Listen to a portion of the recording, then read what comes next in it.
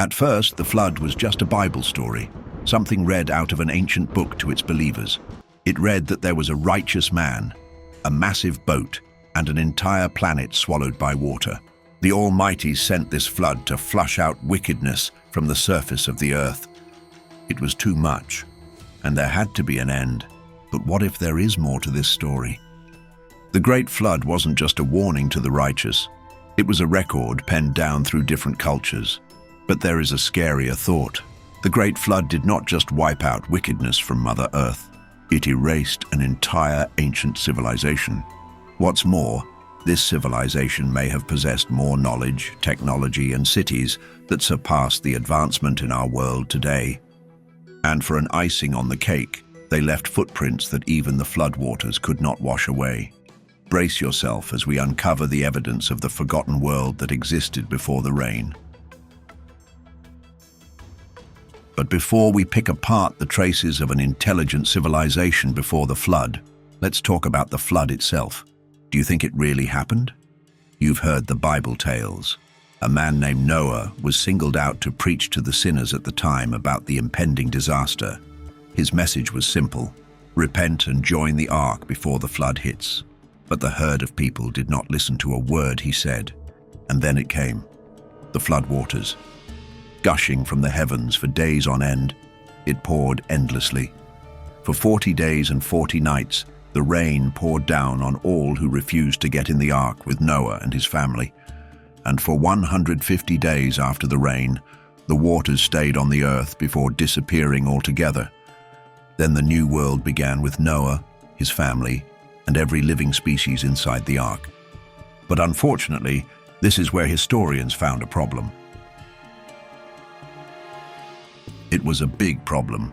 To them, the Noachian flood story did not add up. Questions kept rising to the surface concerning Noah's warning about the imminent catastrophe. How did he travel the entire world to warn people about the flood? In addition, how come not even one person budged? It made no sense. This led researchers to hint at an eerie conclusion. What if the flood never happened? Crazy, right? But before you let that thought sink in, there is something you should know. The Great Flood is not limited to a biblical tale. This is where it gets weird. You would expect one or two ancient cultures to have flood myths. That could make sense. After all, rivers do overflow, and storms visit us once in a while. But the tables are turned when a story that sounds like a folktale is spread across too many cultures. It begins to hold water. The same goes for the flood story. Since over 200 cultures across the planet all tell nearly identical flood stories, it is no longer a coincidence. It becomes a pattern.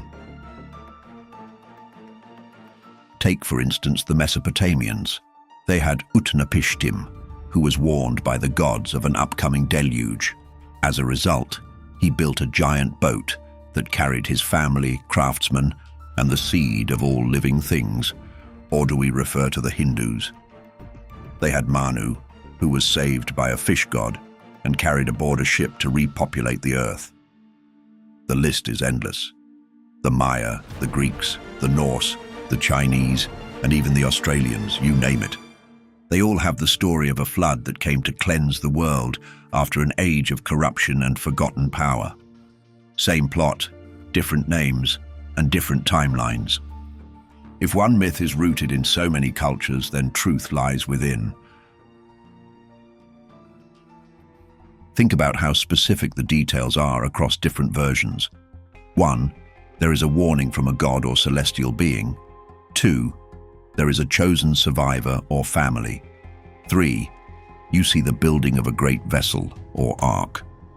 4. Animals and knowledge are upheld and rescued for continuity's sake. And lastly, there is a new beginning afterward, a changed world from what existed before the flood. Even in cultures that had no contact or shared language, the same elements showed up time and again. Because of this, researchers James Fraser and Mircea Eliade argued that the flood myths are not just myths. Behind the folklore, there had to be something more. It has been established the flood was no scam. So what if they were not all making it up? That would mean one thing. The flood stories are eyewitness accounts handed down over millennia. And although many like to go with the Noachian version, where a new world began from only Noah and his offspring, it doesn't tick all the boxes. From here, the thought begins to rise. What if there was an ancient civilization that was wiped away by the flood? Furthermore, what if some survived to share the story of their former existence? Realistically, what if they left geological evidence too firm to ignore? The flood myth is no myth. Instead, it is a memory whose story has been told from culture to culture. In the same vein, the Earth has its own way of preserving memories, like the Great Deluge. If an advanced ancient civilization was indeed wiped away by the floodwaters, trust the Earth to keep the records. Whether through rocks, soil, or ancient seabeds, the planet keeps geological entries. If the Earth is so good at preserving geological evidence, why won't it keep some from a massive hydrological event like the Great Flood, an event so widespread that it reshaped continents for millennia to come? Surely something is lurking for us to see. But the question is, what are they? In the state of Washington, there is a place that looks like the aftermath of a planetary war. One look and you would see rivers that don't flow, valleys too deep for their streams, and ripples the size of high buildings, all etched into solid rocks. This place is called the Channeled Scablands. For decades, geologists racked their brains over one question: how did this bizarre terrain come to be? This query bugged minds for years, not until a man, J. Halen Bretz, proposed something radical. In the 1920s, Bretz suggested that the Scablands were carved by a massive flood. And Bretz did not suggest a random deluge, no. He proposed that the flood was so violent, it would have drowned entire regions in mere days. At the time, he was laughed at. It took 50 years, satellite imagery, and overwhelming evidence to prove he was right. But here's the question no one's asking. Were the Scablands carved by the same great flood we all know? More interestingly, what else did the flood destroy? Think about it. This wasn't slow erosion. This was a cataclysm. Imagine water moving at over 60 miles per hour, walls of it hundreds of feet high, capable of erasing entire cities and whatever secrets they held. Mainstream science calls it the Missoula floods, the result of glacial dam bursts during the last ice age. This happened around 14,000 years ago. But researchers like Graham Hancock and Randall Carlson argue something deeper. They suggest that this event wasn't just natural, it was a global reset. If the Scablands are proof of sudden world-changing floods, what else is out there? Some historians believe this was just one piece of a domino effect, that similar megafloods carved the Black Sea Basin, submerged the Gulf of Cambay, and buried Atlantis-like cities beneath the ocean. And maybe, just maybe, the real reason the Scablands were ignored for decades wasn't geological pride. It was because the evidence pointed to a version of human history too dangerous to accept. The idea that we weren't the first advanced civilization. But firstly, what is the evidence that there was one before us? After the floodwaters receded, something strange happened. Humanity forgot, and a new world began. But some things are not so easily erased. Scattered across the globe are structures that defy conventional timelines. Megalithic monuments so advanced, they don't fit the civilizations they're credited to, and in some cases, they seem older than history itself. Let's take, for instance, Göbekli Tepe in Turkey, carbon dated to around 11,600 years ago. That's 7,000 years before the Egyptian pyramids. But despite the massive time difference, it features precision-carved stone pillars weighing up to 20 tons, arranged in complex symbolic circles.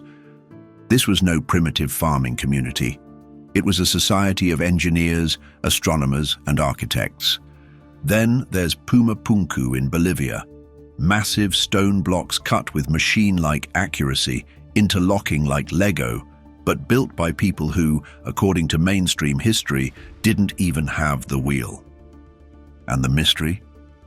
Many of these sites show signs of sudden abandonment or catastrophic damage, and the prime suspect is the Great Flood. When you take a closer look, these anomalies are not isolated. Across South America, Egypt, and Southeast Asia, temples, pyramids, and fortresses lie partially buried under the earth. Not only are they buried under sedimented rock, but their lower layers are built with larger, tighter, and more advanced stonework. This does not match the techniques of the cultures that later repurposed them. In Egypt, the massive blocks of the Osirion look nothing like the more refined, newer dynastic structures. The same goes with the Temple of Jupiter in Baalbek, where trilithon stones weighing over 800 tons sit beneath Roman additions. Did these sites begin with an older, more advanced culture, one wiped out by flood or disaster? Archaeologists try to explain this away as a mere coincidence or clever engineering with primitive tools. But when the oldest ruins are the most advanced, and they align with flood damage patterns, it raises questions.